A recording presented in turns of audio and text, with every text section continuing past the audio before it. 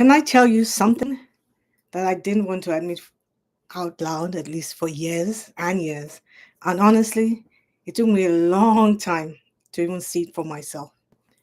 I learned early that the quickest way to be accepted was to be easy and not necessarily what I had been led to believe or what we see conventionally, not necessarily being honest or true to yourself, just easy to be around. And for a lot of us, it starts in childhood where you grow up seeing there are adults around you staying quiet. You see small, agreeable um, people, just being agreeable, keeping themselves small. And you learn that staying quiet, staying small, being agreeable keeps the adults calm and the other kids happy. So you keep doing it. You eventually take it on. You learn how to manage your environment. You become very hyper vigilant. And so before you even realize it, it becomes who you think you have to be. That's what happened to me. And unfortunately, it's not the good type of easy. It's not easy where people feel relaxed around you or, you just being fully yourself, self expressing. It looks like you adjusting. It looks like you smoothing things over. It looks like you suppressing yourself and the things that you want to say just to keep things as they are, not to ruffle any feathers, not to cause anyone to be hurt or annoyed or uneasy. And I didn't even realize, honestly, for a long time that there were people who actually spoke their minds, who said what they wanted, who did what they felt, or who even just let their real selves show, because that was not my reality. And so I didn't know that it was a thing. I had become a person who adjusted, withheld things that I wanted to say, dumped down, gauged the environment, who was there, how they felt, or how do they feel, doing all of that before I spoke.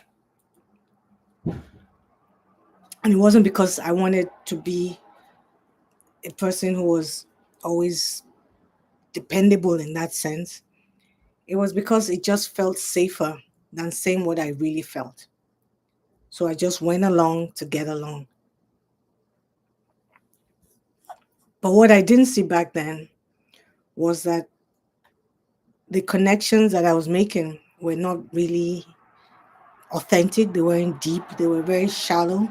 People weren't even really connecting with me in that sense. And I wasn't connecting with them too. It was two ways, you know, because I wasn't connecting with myself. Everything that we have or that we're experiencing in a 3D world is a reflection of what's going on the inside. So if I'm not connected to myself, it's quite unlikely that I can connect to others.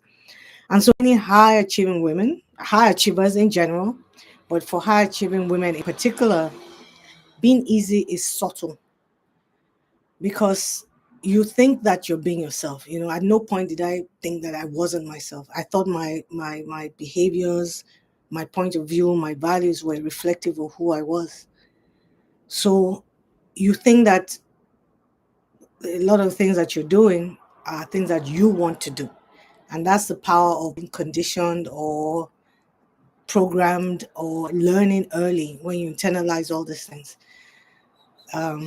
That you're just going with the flow, that you're with people who get you, who have like values. And that is sometimes the case. I'm not saying that can't be the case, but in this particular context, it's more than likely that we're doing these things because we have been programmed to do them. We feel the same way. So we're just gravitating towards people who feel the same way.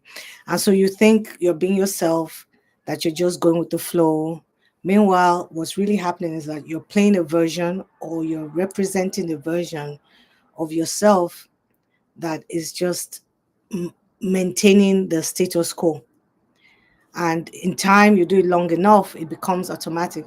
I don't know if you've ever heard of the saying that when you lie long enough, you believe your lies. It's almost like that. You keep saying the same thing over and over, doing the same thing, being the same way.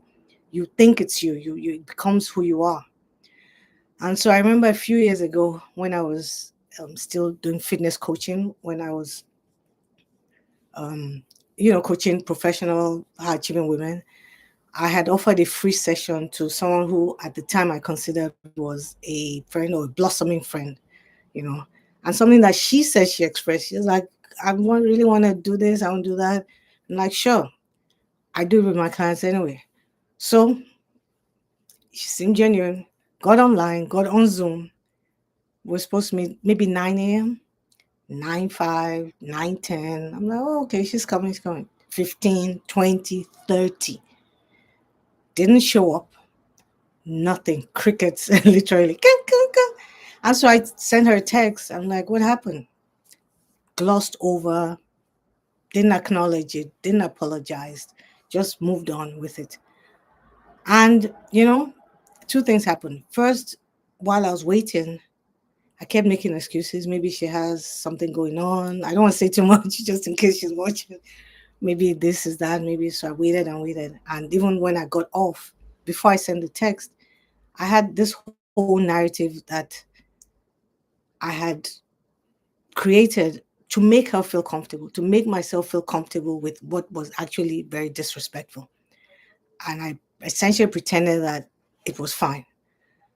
So then when I sent the text and it was glossed over, it really just kept me in that frame of mind where I was like, okay.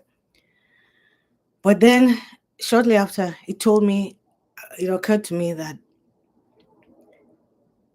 those two moments were a reflection of how deeply being easy and going along to get along and just not speaking from a place of authenticity, how that is running through me and really just directing my life. So one random day, one thing that bothered me, automatically swallowing it, later becoming something where it was like, no, this is crazy.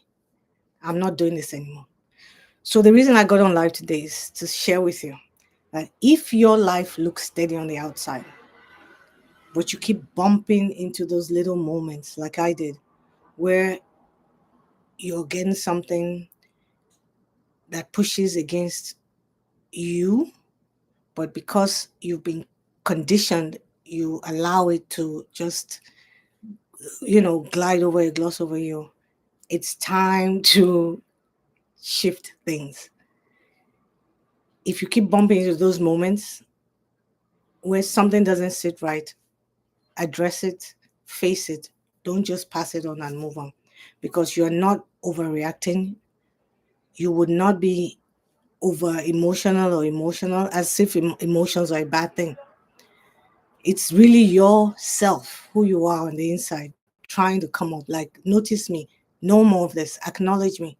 Let's not keep doing this. It's the part of you that's outgrown that woman who coped with life in general by being agreeable and just allowing things to happen and moving on and telling yourself all these different things because you're still successful, because you're still all those different things. And so your life is saying to you at this point, I don't want to adjust anymore. I don't want to make do. I don't want to be easy. I want you to be you. It's asking you, in essence, for more of you. That's the message I want to share today. So, if any part of my story resonated with you, touched you, I am breaking this open on a deeper level in my masterclass. It's called the Soft Shift Life Masterclass, and it's live on Zoom. It's free, but value packed. It's on the 27th of December at 6 p.m. Eastern. And the link to join or save your seat is in the description. I would love to see you there. I'll see you in the next live.